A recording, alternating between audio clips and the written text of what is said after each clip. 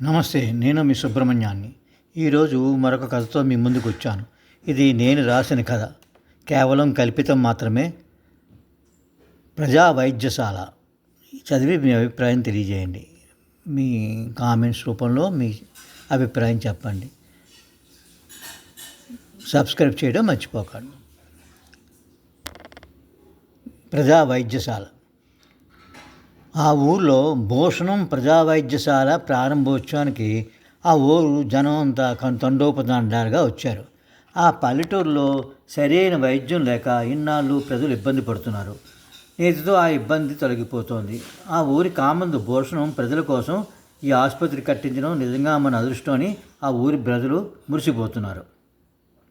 కొన్ని రోజులు గడిచేసరికి భూషణం పేరు చుట్టుపక్కల ఊర్లో కూడా మారుమోగిపోయింది. ఒకరోజు పంచాయతీ స్కూల్లో పనిచేస్తున్న తెలుగు మాస్టారు చలపతిరావు గారి భార్య సుభద్రకి ఒంట్లో బాగుండగా ఆ భూషణం గారి ఆసుపత్రికి వెళ్ళింది.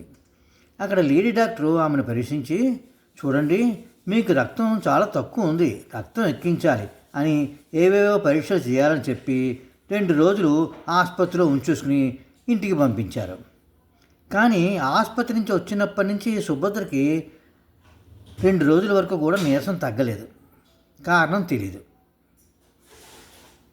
ఓసారి ఆ ఊళ్ళో రచ్చబండ దగ్గర జనం గుమ్ముగూడి భూషణం గారి మంచితనం గురించి మాట్లాడుకుంటున్నారు. మహానుభావుడు మన కోసం ఆసుపత్రి కట్టించి మనకు ఉచితంగా వైద్యం చేయిస్తున్నాడు అన్నాడు ముసలయ్య. అవును, నిజమే. కానీ నువ్వు గమనించావో లేదో కానీ ఏమాత్రం ఒంట్లో బాగోలేదని వీళ్ళు చెప్పినా సరే వాళ్ళకి రక్తం ఎక్కించేస్తున్నారు. ఎందుకంటావు? అదేంటో కానీ రక్తం ఎక్కిస్తే నీరసం తగ్గాలి కానీ ఎక్కువ అవుతుందేంటి అన్నాడు జోగయ్య. అప్పుడే ఊర్లోకి వచ్చిన చలపతి గారి మేనల్లుడు ప్రసాద్ రచ్చబండ దగ్గర వాళ్ళ మాటలన్నీ విని ఆశ్చర్యపోయాడు. అతను మెడిసిన్ పూర్తి చేసి హైదరాబాద్లో ఔషధ్యం చేస్తున్నాడు. మేనత్తకు ఒంట్లో పోవాలని తెలిసి చూద్దామని అక్కడికి వచ్చాడనమాట.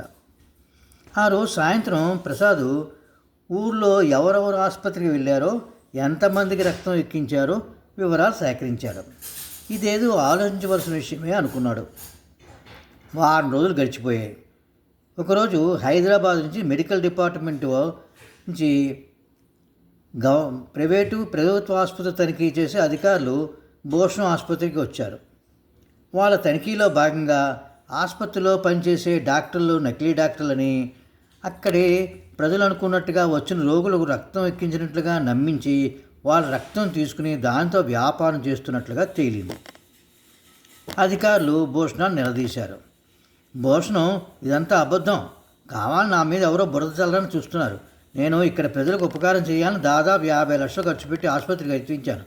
ఇదే కాదు, ఊళ్ళో వాళ్ళ కోసం మంచినీటి బావులు కూడా తవ్వించాను అన్నాడు.